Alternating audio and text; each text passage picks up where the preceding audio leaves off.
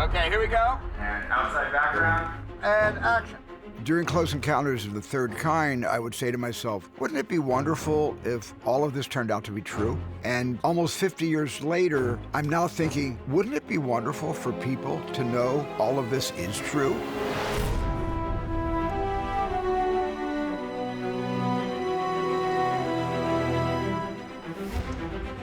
Start to creep in there. In 2023, I sat down and I wrote a story. I wrote a 50-page story with no title. I really had something to say with the story. Every day I would get something sent to me and it would just be a little bit longer and a little bit more of the story. And so he was teasing us every single day. We found ourselves going, what's gonna happen next? Stephen called and said, hey, I have a story. Will you read it? So I did. I read it, and I thought it was extraordinary. It was this thing that had come out of him in a fever dream. He knew what he wanted to say. He had a lot of specifics and a lot of huge ideas. And initially, I was urging him to write it, but he wanted a collaborator. Next shot, thank you, that was good. I couldn't stop thinking about it, and he asked me if I'd step in and write the script. And action. Science fiction has been with me as long as I've been on this planet. Science fiction doesn't have any constraints. It deconstructs formal narrative because it allows room to suspend our disbelief. It's really hard to encapsulate one genre with Stephen's films. There is a genre blend. He just is always carving out new space for himself, and this felt like no exception. It was such an original science fiction film, but it kind of reads like a chase thriller. They're coming! They're coming! It's terribly adrenalized and also just beautiful conceptually to start thinking about. We talked about everything, as I'm sure Stephen gets every time he meets anyone. It was me telling my stories of how his movies influence everything. And then at some point, he was like, you know, I've got this film I've wanted to make for a long time. Stephen and I have built a relationship since I did Lincoln with him, and I felt that he wanted me to bring my heart and meet his heart in this film. Stephen made films that were a defining experience. The script vibrated with a sense of an important secret. It certainly had the DNA of a Steven Spielberg film. E.T. was the movie that made me fall in love with film when I was really young. I did Bridge of Spies, and I kind of thought that was it.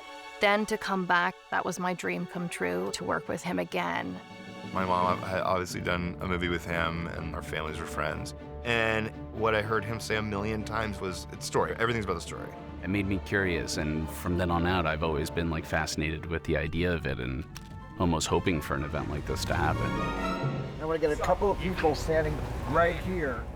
What blew up my interest again in the whole UAP phenomenon was the 2017 story in the New York Times, written by Helene Cooper, Ralph Blumenthal, and Leslie Kean. And it was a story about a Navy fighter that had basically captured something that was performing impossible feats in the air. And that's what got me really digging deep into, could there be another story in my canon of extraterrestrial stories that I've been involved in throughout my whole career? Is it time for another story? It was important to Stephen to acknowledge what is accepted lore about UAPs and not deviate wildly from stories that have been repeated again and again over time from numerous different sources. Don't throw those out. Let's try to acknowledge those, because there's a reason that the same thing is being said by tons of different people across different geographic regions and times. That said, it's a movie, and we also want to be able to bring our own imaginations. I can see them right over there. The idea of non-human life existing challenges a lot of people's faith, whether you're religious or not. There's no question that the government has suppressed material that they would rather we not have access to for 75 years. There's congressional testimony. It's been told to us over and over. What is that material and to what extent? We don't know. We are so ready to know the truth about the cosmic secrets that has been withheld from the general public since perhaps the Roswell incident. What are you gonna do? Full disclosure to the whole world, all at once. History doesn't have a reset key. If you do this, there's no undoing it. This 79-year terror campaign of lies has to end.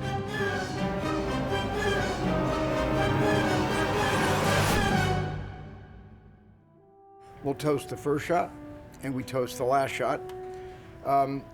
But there is a conspicuous absence in our ranks. The first day of filming on this movie was really hard, but it was really special. We had lost a few months before we started shooting Adam Sumner. He made 13 movies with me as my assistant director, but also as a co-producer.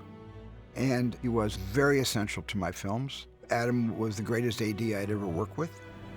It's going to be a tough transition for a lot of us who work with Adam. We thought that he would make it to make this film. He passed away from cancer, and we were able to really dedicate our first day of shooting and the entire film to him and his memory and his decades-long service to us. He was extraordinary. So I acknowledged Adam on the first day of this picture, and he had suggested that his second AD take over on this film, which he did. I have complete confidence in Jeremy Marks, who was trained by Adam and who is going to be carrying the torch for Adam. We miss him, and there's been no one like Adam Sumner before, so we're all adjusting not having Adam on our pictures. Love all of you, and looking forward to a great, safe shoot.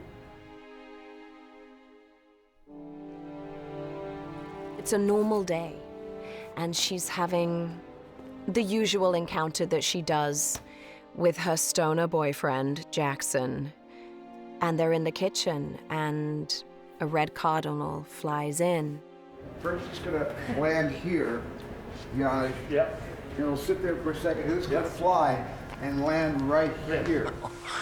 You find that she seemingly gets this power from a red cardinal in their kitchen, and it activates her to become the person that she's going to form into as the movie continues. Go, shoot, get out of here. Go, shoot, out of here. The character of Margaret, brilliantly played by Emily Blunt, she takes so much of what's happening to her in her stride. She doesn't know she's speaking Russian. She doesn't know she's speaking Korean. She has no idea. All she knows is that nothing is ever the same and will ever be the same from that moment forward.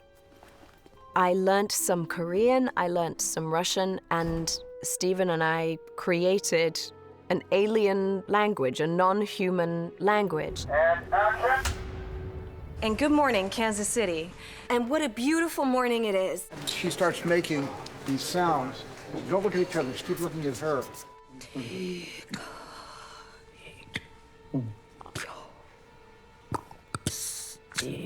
I simply asked Emily, do you think you could create a sound just from yourself organically, as opposed to do something on a synth, which I really was reluctant to do, and Emily created those sounds herself. I had so many questions about how we were going to do it, and we just messed around in a sound booth doing different kinds of humming, clicking, vocalizations, more guttural. As it went along, Stephen wanted it to have a sort of mathematical, almost Morse-like feeling to it. You know Morse code, you know how Morse code goes.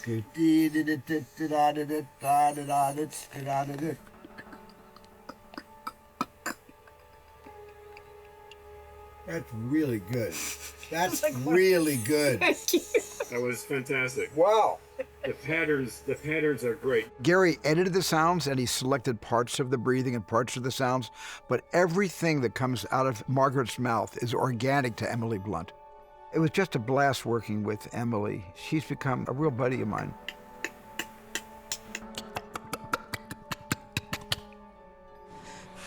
She doesn't understand what's happening to her, but at first she's just flooded.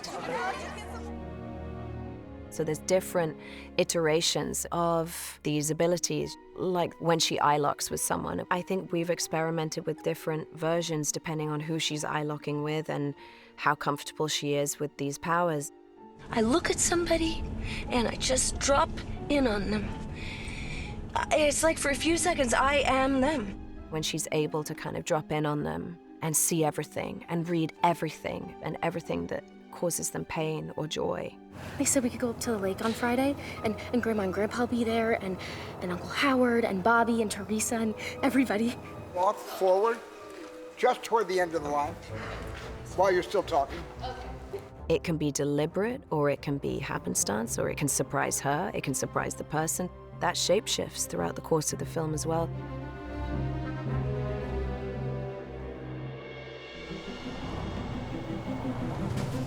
WARDEX stands for Waived Reporting, Development, and Extraction, which are a series of government terms that I took from various congressional testimonies, meaning their program was initially developed as a stand-aside from the government, independently funded organization that does not need to report to anyone. The reporting is waived. It's a company that spies. Those big screens, they're watching people's FaceTimes, they're eavesdropping on Zoom calls. It is a clearinghouse for information from all over the globe. WARDEX is a corporation that is outside of the government. WARDEX is one of those companies that gets a secret that could change everything, that could upend everything. Religion, governments, race, gender, all the things that we may think that we know or we've given words to or compartmentalized in some way. There are some incredible sets that Adam Stackhausen built in the studio, beautiful, massive sets. Unique these days because usually you end up using CGI, but this is live sets. We're at the lobby entrance to the WARDEX comms room where we come off the elevator and we have a pair of scanners, TSA style, that lets you into the comms room proper. Architecturally, it's built from combining a lot of different references, different architects and then different buildings. The visual effects is mapping the room for textures right now. But if you take a look through the window, that's our cold room.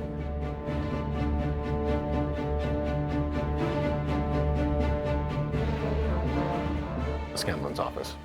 We have elements from brutalist buildings in Japan, and we have elements from a whole bunch of different things that we kind of stitched together for it. The screens really dominate the set. And from our very early talks, his idea was to get it as big as possible, to have it be this overwhelming flood of information that sort of washes over you here. If we look up at the ceiling, we got 100 and some incandescent fixtures built in there. The ceiling over here, it's turned off right now, but it's all built in with LEDs. And basically every surface that you look at has LED built into it. So we had to make the whole thing sort of self-sufficient from a lighting point of view because you see everything in here. And then the challenge of this place was what you're seeing right here is running live. This isn't a big blue screen behind me, but it's an actual screen. WARDEX, Steven said it was one of the 3 best sets he's ever been part of, which is a massive compliment for Adam and his team. And it was complex. There's so much technology in the video playback of that, and people will see it. There's a company called Territory. They create all the screen graphics, which there were 300 different screens working simultaneously and telling stories. A team effort, for sure. The cues are figured out more like a Broadway play than the movie, and so we're here live with a team of people cueing this, matching the action. The second they start walking down to here, start pulling back. Just as they start making the move down, you come down, so up, and then you can go ahead and hold this clicker to the screen and flip. It's so large that we can actually fly our little drones through that set. And we actually employ drones in many sequences. We got great team of drone pilots and great camera operators and proper sets so we could freely move that little drone and get shots that normally would be a difficult task. It was breathtaking walking into the WARDEX headquarters. The one thing I didn't imagine at all was the scale. And it contributes to the energy in a room. WARDEX costumes. We went through a series of ideas about whether they would be more sanitized and light-colored or whether they would be more really just plain clothes, and you really couldn't tell them from other people. And we came up with this idea of a navy blue palette. The people in the office are very suited and crisp, classic office vibe. And then the people in the field had sort of more of a tactical look.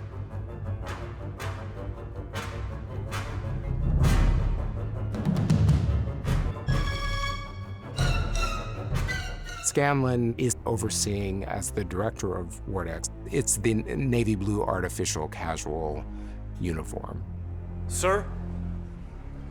Hugo Wakefield didn't show up for work this morning.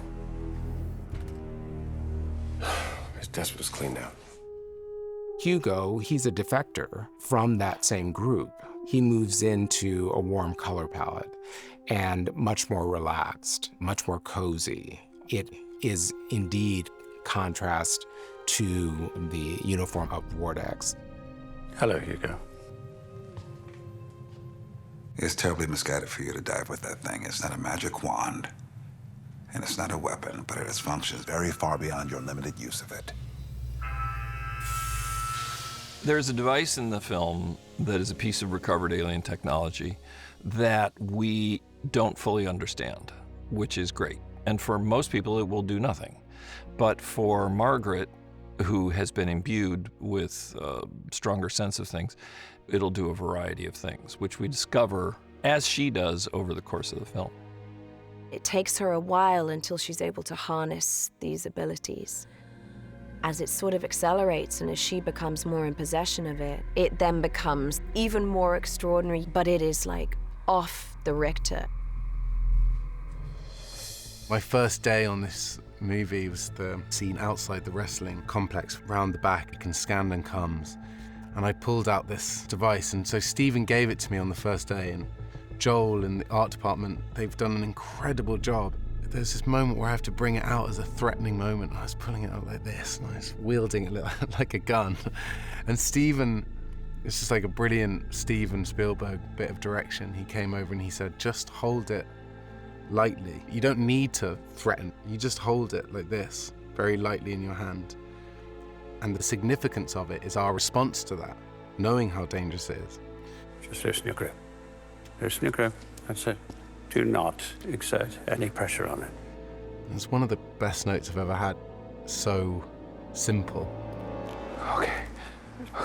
It's not human. And the device itself is an amazing prop because the real thing is incredibly heavy.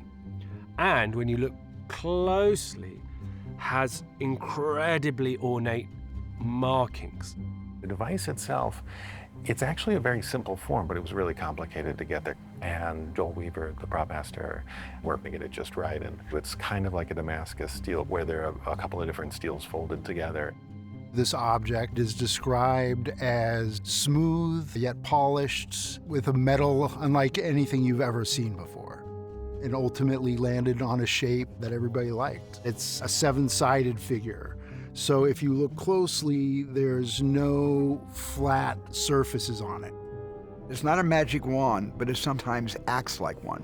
And it does allow the user to be able to dive on a victim, to be able to see what they're seeing, and to be able to get into direct communication with that individual. Scanlan knows a little bit about it, but he doesn't know enough about it.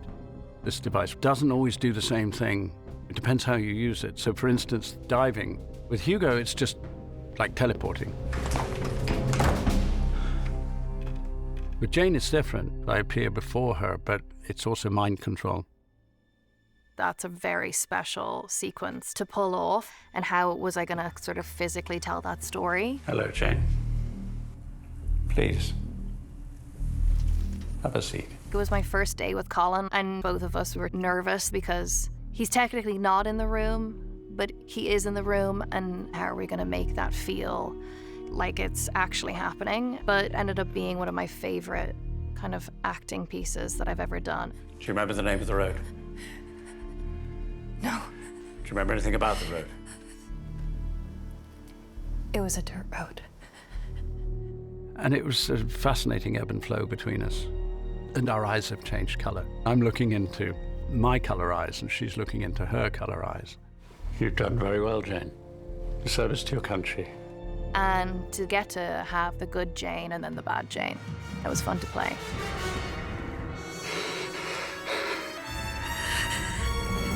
They look down, she starts to come down, so like look down the hand, yeah, that's the shot. Watching Steven make up a shot, it's the craziest thing you've ever seen.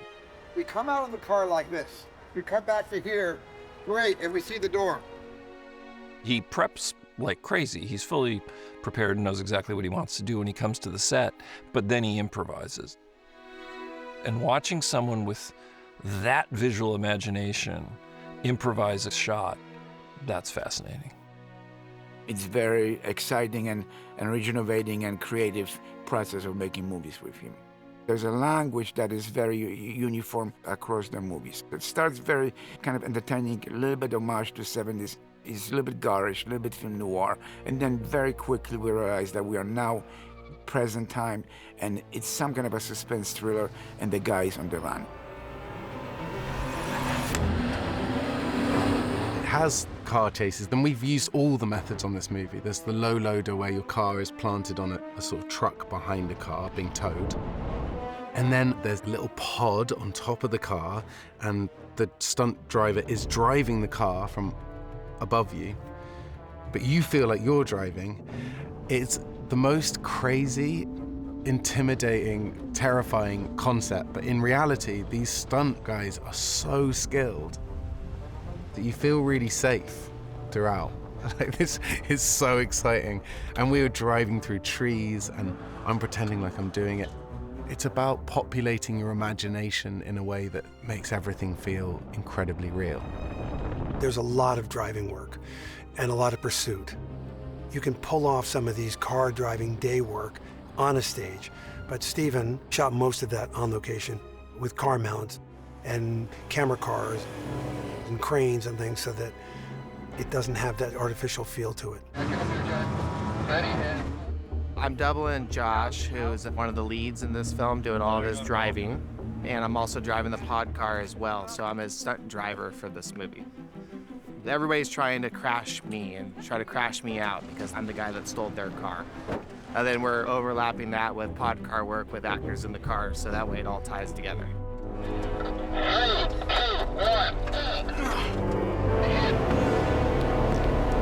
The back camera just shows three guys trying to stop you. Kill as if you're doing it, avoid them. That's where we do the first tree crash.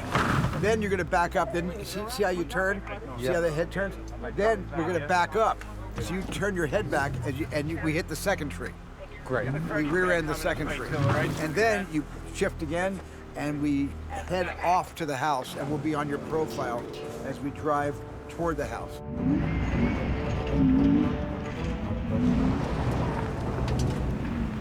We went to Morristown, New Jersey, and we started walking through on a location scout, a cow pasture. There was nothing. It was a giant farmland. And Stephen would say, yeah, that's where I want the house. And we came back 2 months later, and there was a complete farmhouse built, and then we crashed a car through it. If you're in a car and your girl is in a house and you're being chased by 7 cars, the best way to get somebody out of a house is to drive through the wall, put the person in the back seat of the car, and then drive through the other window on the other side of the house. I mean, to me, it was a practical decision. The house is based on a 1920s American farmhouse that Stephen just particularly liked. And what we're going for is something that's old and maybe at the sort of very beginning stages of about to be rehabilitated and renovated, but hasn't quite gotten there yet. And that justifies why it's empty and being used as a safe house. We built the house, and we built a porch alongside of it. It's all rigged. It's all built stunt ready so that you can do multiple takes. We did it because we had really, really particular requirements for it, both in terms of the stunt action of driving into it and then driving back out of it as something you can't do to a real house.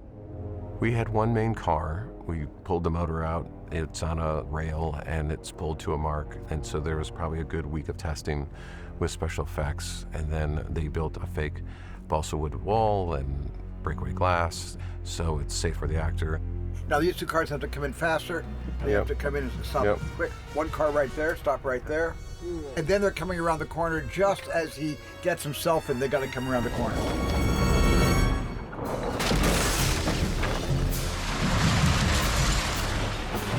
That was one of the most awesome things I've ever had on one of my movies. Thank you. Matt. Thank you, sir. Great. Man, thank you. Team effort. Jeremy? Great. Dave. Thank you. I need a proper, smaller digital camera that will convert, that I could use in the film, buried right in front of where the car's going to hit. Well, we'll have to take it down. The camera will be in there somewhere. We'll get it closing. So we really care about the camera? We care about the camera? Sure. Back in the old days, I I used to wreck IMOs. Yeah. We shoot the 735mm IMOs. We just trash it. We put them in cars and sit them off cliffs. You're the boss. That's why we don't have any I'm also the producer. Well, you gotta turn the hat around. And I gotta turn my head around a little bit and say, that might be too expensive. We'll use I'm not sure I'm gonna, all right, there we go. I may not do that. All right, we'll put it in there. We'll get as high as we can. We'll dig a hole. We'll get as low as we possibly let's can. see how We'll that take works. a look at it. Great. Yes. Okay, cool. This is 109, take one. And Logan, 32.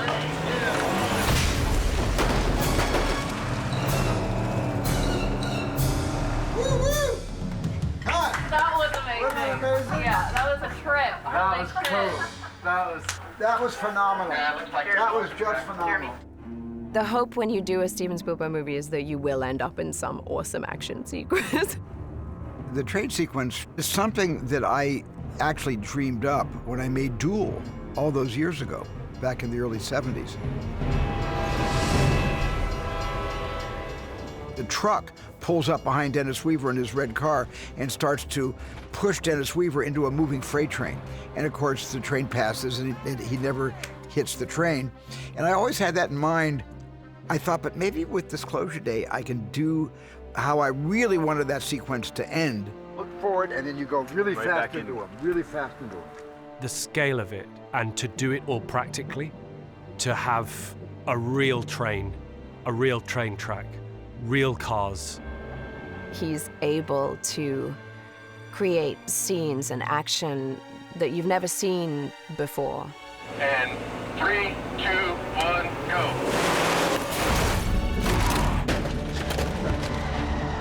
Our car gets hooked onto the train and dragged along at some incredible velocity. This week we are shooting in Woodbine, New Jersey, which is where we've been planning 4 months our big train sequence. Dan Sudik, our special effects coordinator, worked really closely with Andy Gill and Brian McLeod, our stunt coordinators, and our art director, Debbie Wheatley. It was really the three of them working as this team to create a calendar that they could back into big rehearsals. It's a combination of live elements, shot on location. You're doing a lot with stunt doubles. It's all storyboarded, it's all broken down, and then there's certainly a visual effects component that we shoot elements of. We made the boards because we already had the storyboards to map out what we wanted the scene to look like, but there were so many different departments and elements that needed to come together. So these boards were to be on set to help us kind of map out what we would do first, where we would do it, and what kind of tools and equipment we would use to obtain each shot. We took each storyboard and color-coded the elements. When the car hits the back of another car, how are we doing that? Is that a VFX shot? Is that a stunt shot? Are both cars there, or is there only one car there? So we used color coding on the storyboards to break all of that out and start to piece together where each element was gonna be shot and how we were gonna compose the final picture for it. Brian, who was the stunt coordinator, amazing ideas, amazing concepts, amazing suggestions. Going into this project, I always try to plan on the longest take possible and give Steven the most resources that we can do. Let's do everything in camera. To achieve what we're doing today, Special Effects has rigged the car. We've attached it underneath the train with the nose on a chain. We've controlled that into the car. Then we have 2 ratchets inside on the back, so we can hop the car this way and we can move it in and out. So we have full control of the car. We've rehearsed it a bunch of times. As we go through it, it's timing. And once you get the timing, then you can go down the road at speed and get the shots that they want.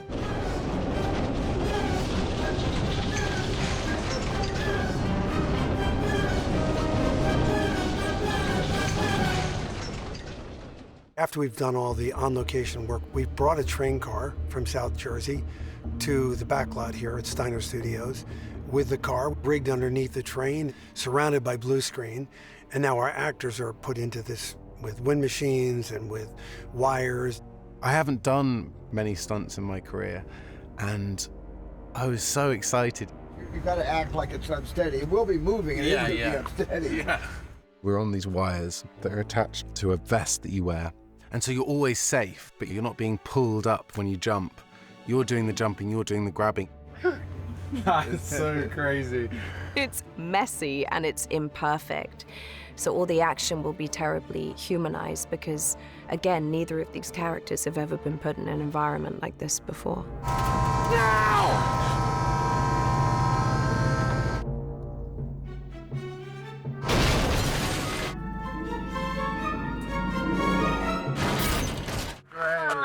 Great, that was so fabulous. That was so much fun. We have these great action sequences which are paid off by beautiful emotional character beats. The maelstrom of conflicting emotions happening inside of her. It had to reach a critical mass within her. And David and I felt that right after the train is the best time. And I just said to David, why don't we make the boxcar filled with baby grand pianos, opened in their crate where the strings are exposed. There's a weird, otherworldly sound coming from that boxcar, which just complicates her feelings. And we're kind of exhausted, and this sort of panic rises inside her. She just kind of gets overwhelmed by this panicked feeling. We're Wild Tracks. And action. Gary Rice from Design to Sound of what that boxcar would sound like that would drive Margaret to the end of her rope.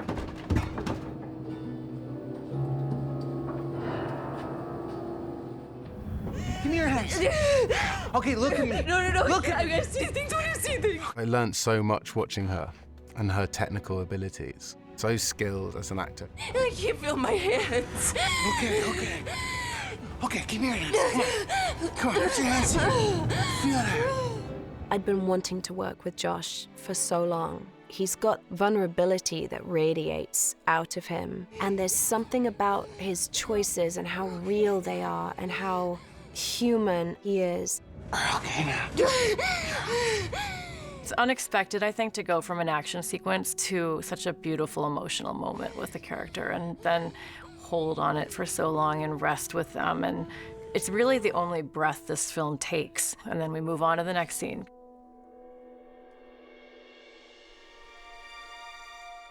The first time I walked onto the set of The Fabelmans, Rick Carter had recreated my entire childhood home. And I had a profound reaction walking into my bedroom. It was an emotional reaction. This is taking me someplace I didn't know how deep I was going to go. It turned out to be a cathartic experience making that movie. That image of walking into my house, my childhood home for the first time, carried over. I really wanted to recreate that experience for the character of Margaret, where she would be able to walk into her childhood home. Why would you build all of this? To return you to your experience in the most familiar way possible. It was very emotional for me anyway to just walk through a childhood bedroom like that, where there's so many memories and secrets and trauma. Stephen and I talked a lot about John E. Mack, a therapist who was a Harvard-educated doctor who worked with a lot of people who have had these experiences and understanding them. And he started to understand that emotionally, that they did have a traumatic experience. It wasn't made up, it wasn't fictionalized, and he really believed it. You don't have a clue of what the situation will demand of you. The only way for you to acquire it is to go back to where it all began. To go home. I think the scene where her and Daniel finally understand what their purpose is, and they finally understand what happened to them.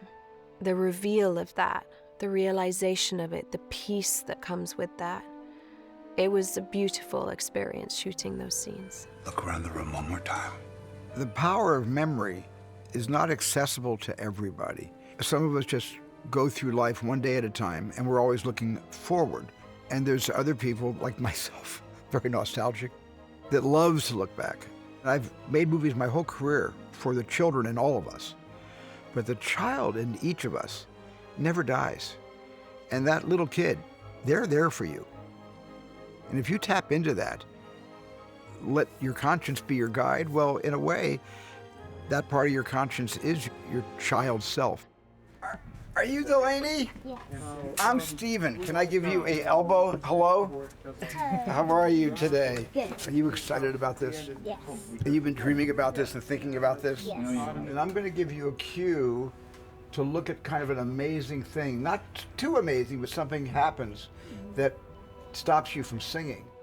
Some people report that an animal came into their room and they followed the animal and eventually wound up on some kind of a craft. And that's where the animals came into this story.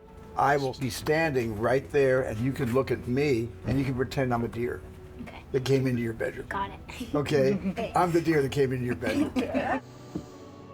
So the aliens, they show up in her memory and her mindset in that capacity. It's her manifestation, her perception of them. And we experience them in that visualization that the girl projects. Gosh, like a storybook. She's like a girl from a storybook. We really tried to stay grounded in reality with those. We did a lot of studies of real birds and real animals. Do we have light on her here? Really, the way they became special and magical was how they were shot and lit more than anything. I'm going to say, look at the cardinal, and your eye will go to there, that red. And that's where the cardinal, there's a face on that too. And that's where the cardinal lands. What I thought was so beautiful, it's sort of a combination of reality and memory. There was a lot of throwback of that sequence of if you were in a dream state of how you might remember things versus how they really are. I can very easily put a light here, Stephen, and then you can come. Janusz did a brilliant job of lighting the childhood bedroom and just giving it that magical sense. And same with the snowy landscape. The snowy landscape, it's her walking out with the animals. It's a very odd Hansel and Gretel world where it's hyper-real, but it's real. She's led by these things that she trusts, and it's real snow. They're walking with real footprints, but the snow's falling up. It just feels different.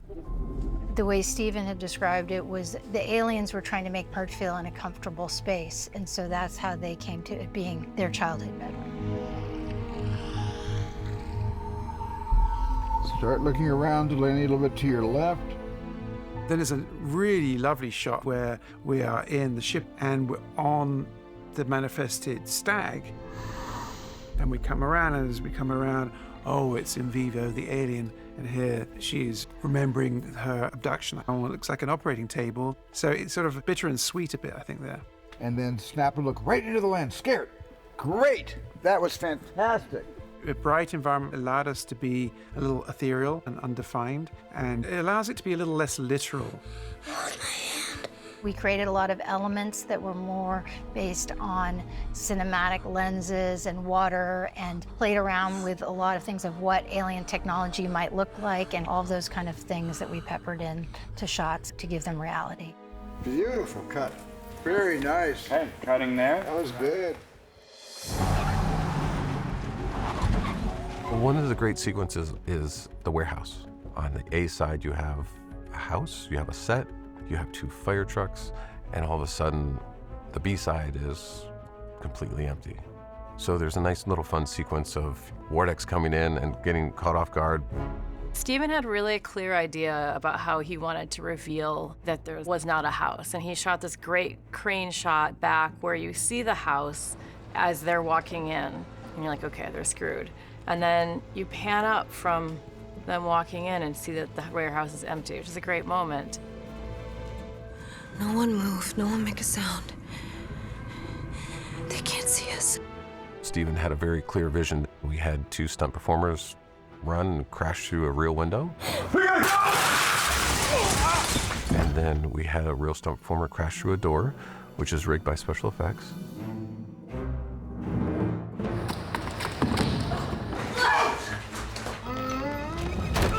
And at the end, when the fire truck drives through, we had special effects pull all those cars, real cars, on cables and cylinders, and they just pull each car out as it's timed out and drives away.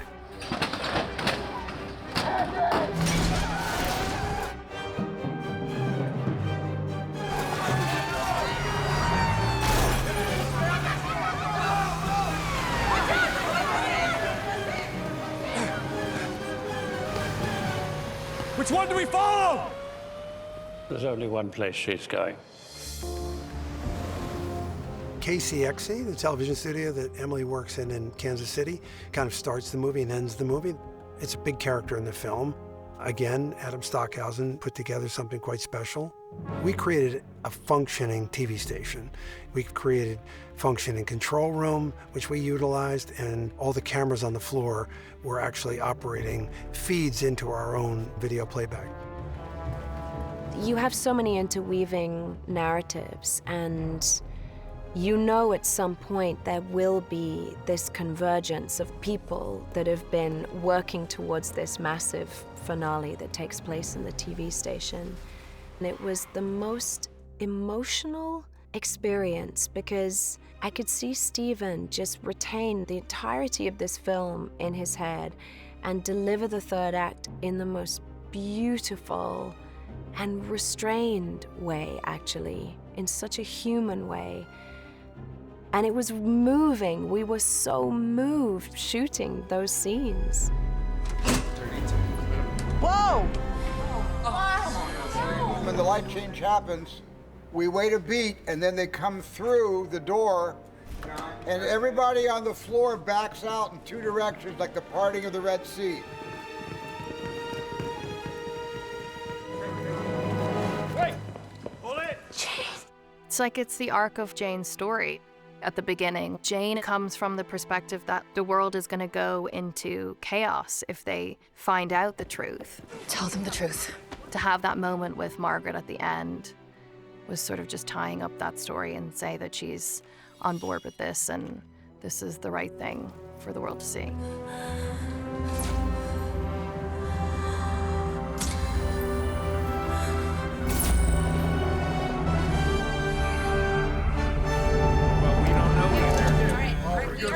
We're back online. This is Disclosure Day. Stephen is so well versed in this subject matter. We can't underestimate how passionate he is and knowledgeable.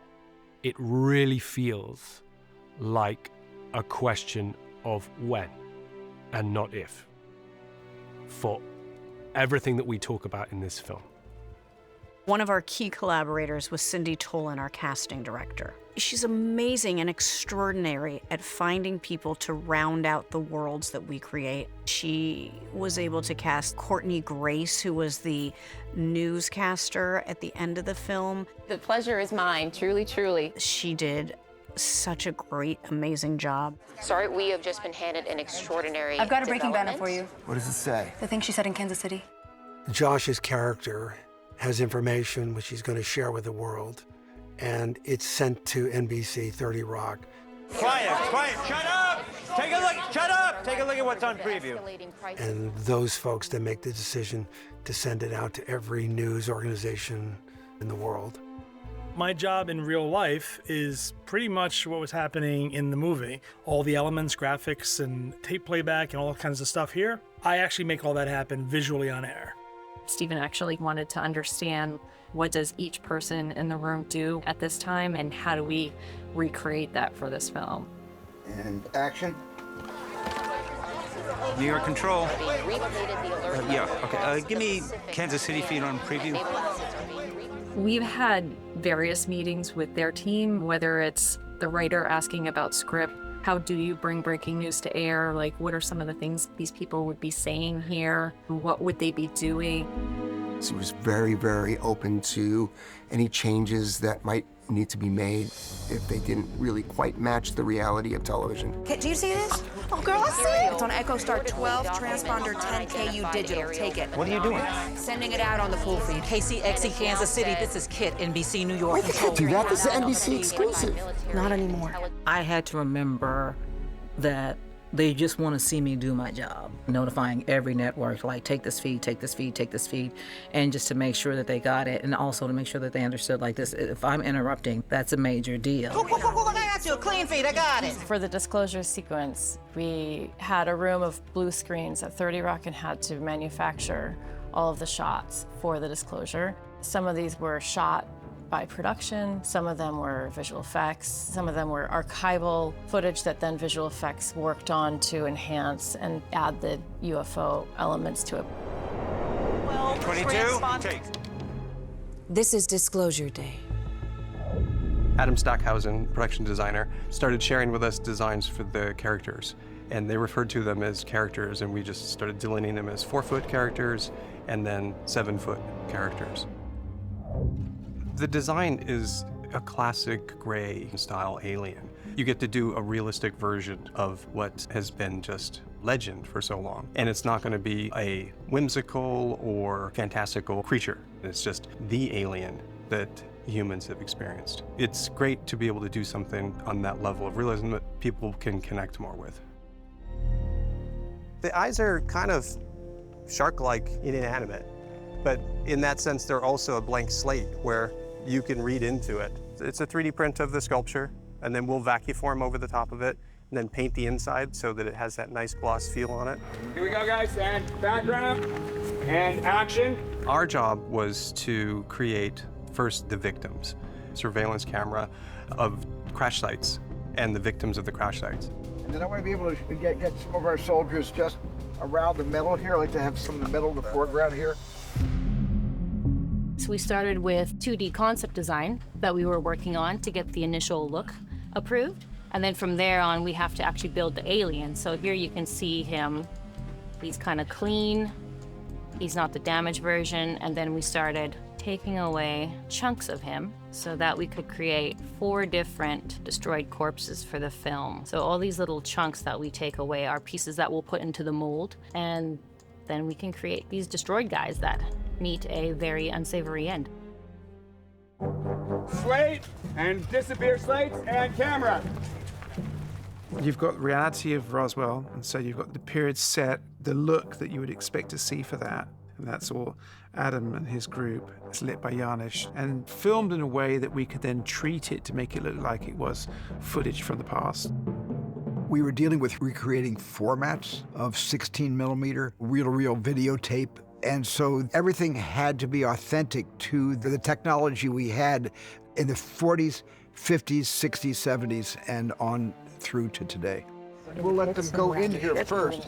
It was something very important to Stephen to have reality and not science fiction and not magical. That this was going to be something really more born in reality, and even to the way the camera moves and the camera flares. And he got really excited when we started working on the shots where we had to make them look like 16mm, and he'd be like, oh my God, that's just like movies that I made years ago. So that was fun to realize that for him. Bring up the rain.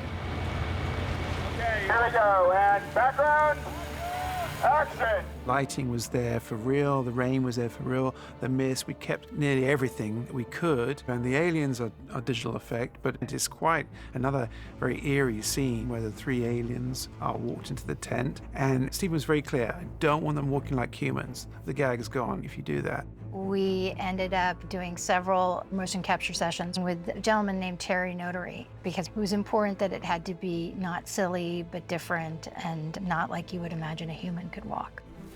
Okay, there we go. And show me where you can get your best puppeteering work done. It was important to have Legacy and their team of rod puppets for the actual shoot. And then when we went into post-production, we had visual effects turn what we had on the day into real, fully formed aliens. They're going to operate from behind the case. Sometimes we would just change the hand so that the hand would move, or we change the eyes and the head in some circumstances. We worked hand in hand with some of the Legacy puppets for that. Like that. It feels like a sentient creature, a living, sensitive, vulnerable creature. And that's partly the puppet, the very organic texture. Let the head look a little bit more, Kyle. Let the head look. Let the head look. It was already moving when I walked into the room where the lab was set up. So my first encounter with him was as an animate creature. It made your heart stop. And everyone felt the same. Maybe there's a level of using your imagination where the moment I see this being is real for me. I looked at In Vivo 17 as being real. I didn't consider In Vivo 17 to be a puppet. So this is our friend, the 7-footer. Our only shots of him are going to be in a wheelchair, being pushed out onto stage, and then he'll slowly just stand the rest of the way up to the audience. It's a rod puppet, and it's got a radio-controlled head, which we have here, so that we can look at the audience. We try and make the controls very intuitive, so if I want him to look toward Mike, I would move the stick that way, and the head turns that way. It felt a kind of sort of analog way of making movies. There was a real puppet that we were interacting with. In vivo, even though we did shoot with the puppet, which was the right way to do it and very, very useful, we were able to add a little something extra here and there. And one of the things that the team did was create these plates underneath the skin that moved when the alien moved its face, which gave an interesting deformation that we're not used to, which I thought was quite beautiful. Listen. And cut. And print. And oh my God.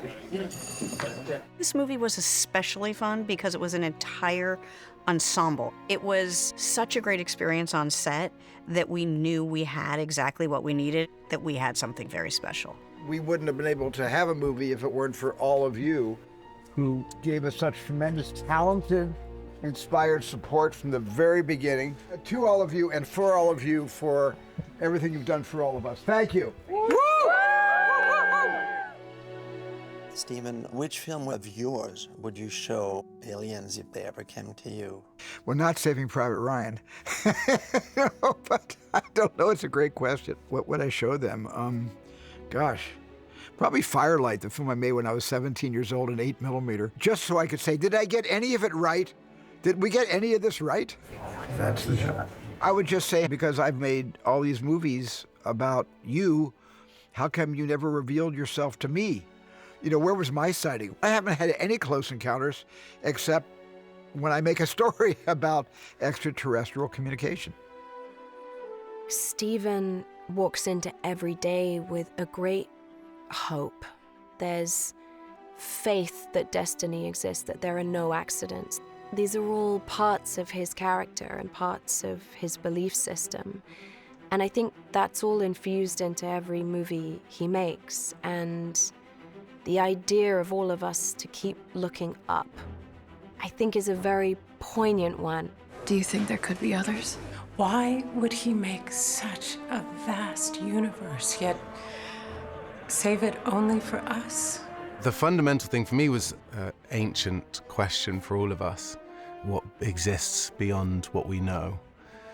What Stephen does brilliantly is he takes that question and then he makes it relevant to us and what's happening here. He's being courageous to actually challenge himself over and over again. And that's what makes Steven Spielberg. I don't think this movie strengthened my beliefs in UAPs or humanity because I already believed in UFOs and UAPs, which is why I made the movie. When Disclosure Day actually happens, everybody's going to be able to adjust, but it's not going to be an automatic adjustment. I think there's a lot of questions in theology that we're going to have to accept the fact that we're not the only intelligent civilization in the universe. And when we accept that fact, we're also going to have to accept that none of us have been alone, and we haven't been alone for millennia, since the beginning of time. We are no longer talking about unconfirmed reports. The world has just changed profoundly. If you are watching this, if you are seeing this, you are not alone.